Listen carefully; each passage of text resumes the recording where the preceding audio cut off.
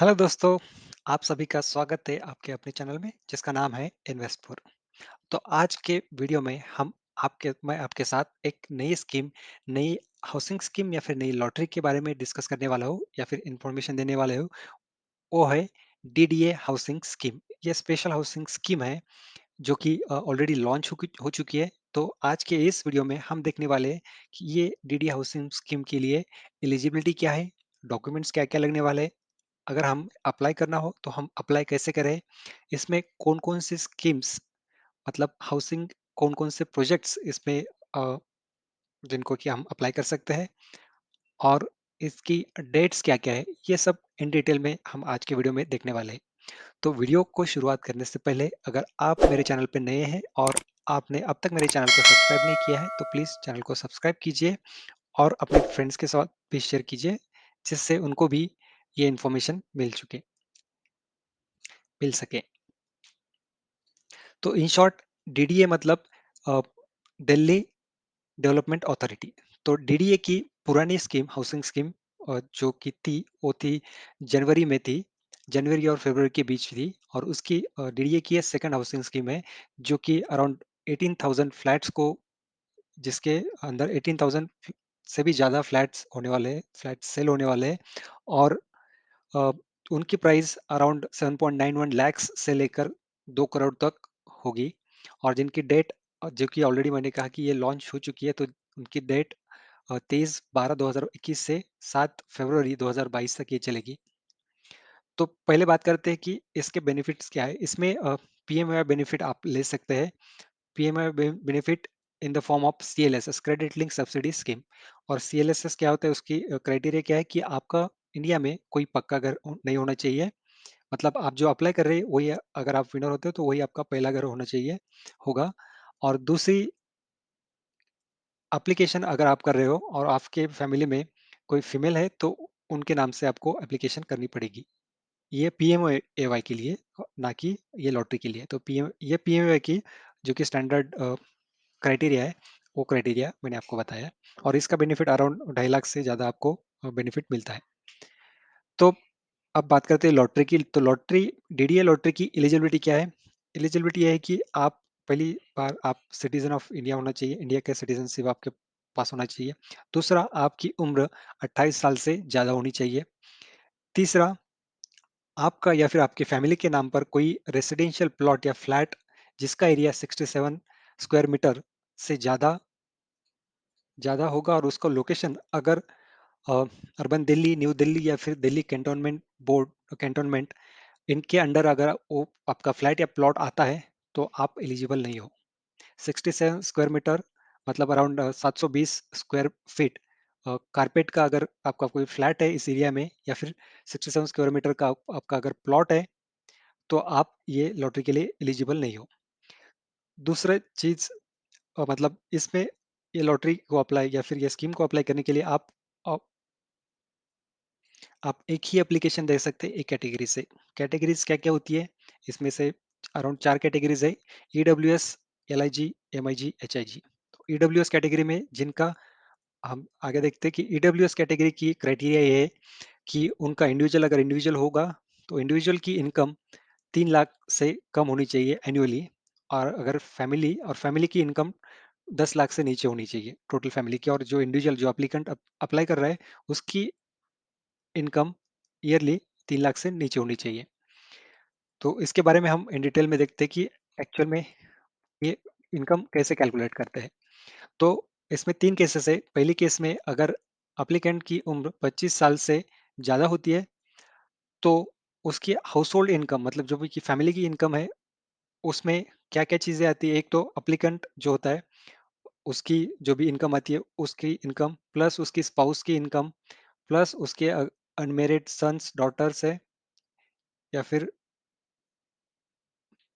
And वो अगर dependent है तो उनकी इनकम, ये सब इसमें आता है। ये सब मिला के अगर आपकी इनकम फैमिली की इनकम 10 लाख से नीचे आती है तो आप ईडब्ल्यूएस कैटेगरी में अप्लाई कर सकते हो। अगर 10 लाख से ऊपर आती है तो आप एलिजिबल ईडब्ल्यूएस में एलिजिबल नहीं हो, तो आप दूसरे कैटेगरी में अप्लाई कर सकते हो।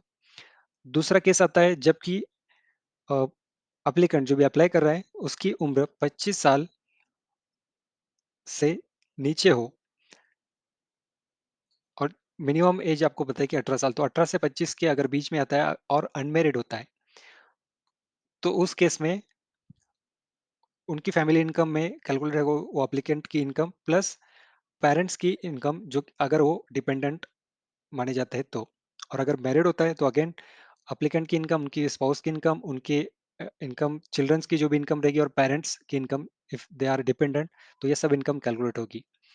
और बाकी कैटेगरीज के लिए लाइक LIG, MIG, HIG, उनके लिए कोई इनकम क्राइटेरिया नहीं है, तो आप कोई भी कैटेगरी में अप्लाई कर सकते हो।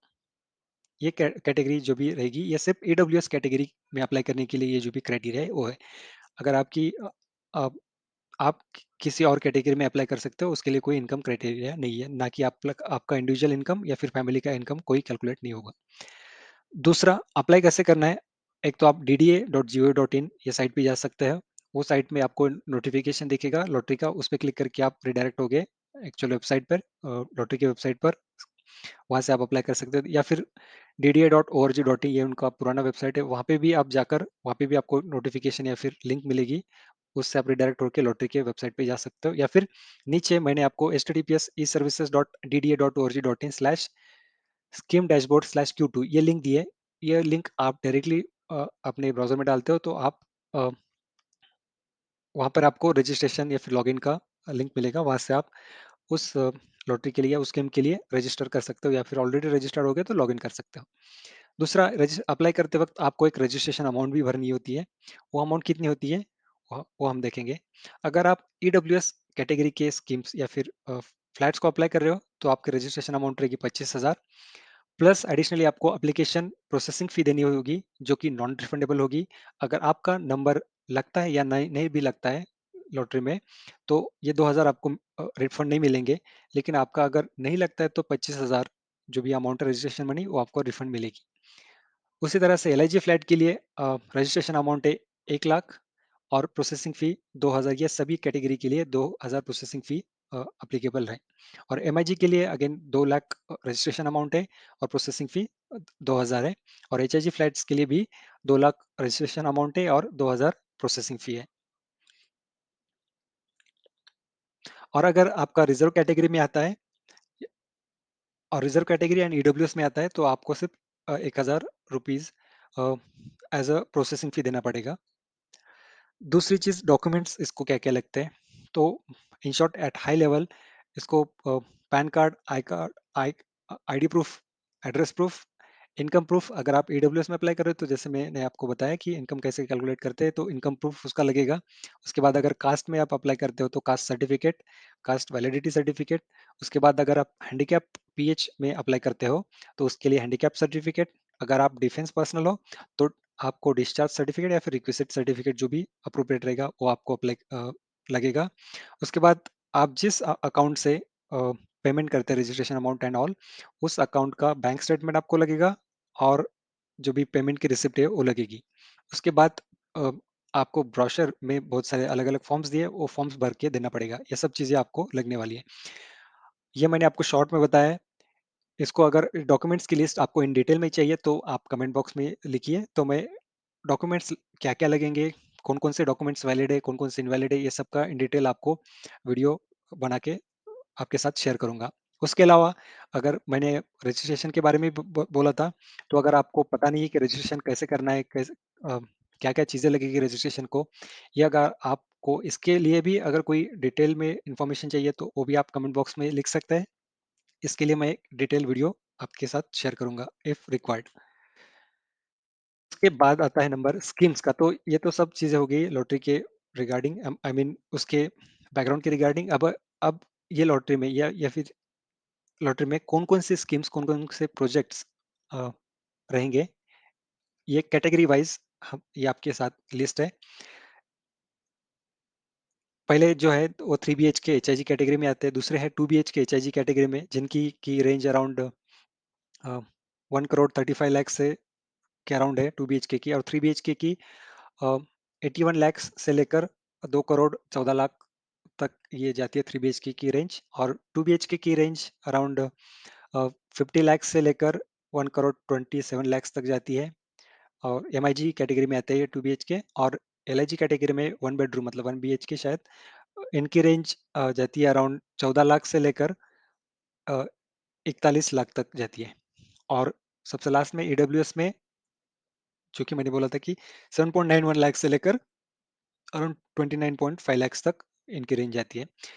ये सब प्रोजेक्ट्स के बारे में अगर आपको लेआउट या फिर और डिटेल्स जानने होंगे, तो वो भी आप मुझे कमेंट बॉक्स में लिखिए। तो इन सब प्रोजेक्ट के बारे में मैं एक सेपरेट वीडियो बनाऊँगा जिसमें कि आपको प्रोजेक्ट का लोकेशन क्या रहेगा, उसकी जो भी फ्लैट्स रहेंगे, फ्लैट्स का लेआउट या फिर इंटरनल स्ट्रक्चर कैसा रहेगा, ये सब डिटेल्स मैं आपके साथ और उसका लोकेशन विद कनेक्टिविटी ये सब डिटेल्स मैं आपके साथ शेयर करूँगा।